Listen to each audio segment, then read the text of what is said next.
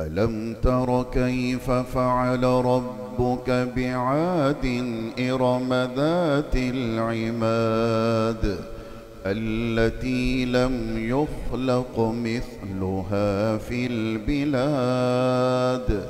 وثمود الذين جابوا الصخر بالواد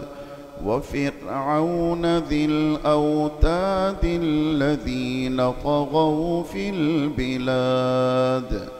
فأكثروا فيها الفساد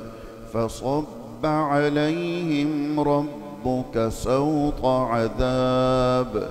إن ربك لبالمرصاد فأما الإنسان إذا ما ابتلاه ربه فأكرمه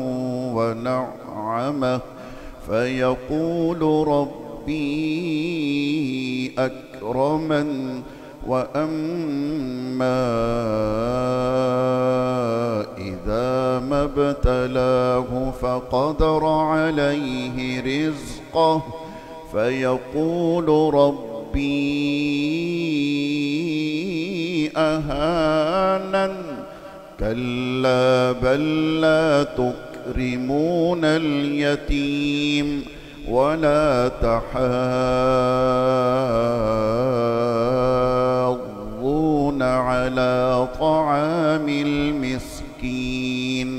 وتأكلون التراث أكلا لما وتحبون المال حبا جما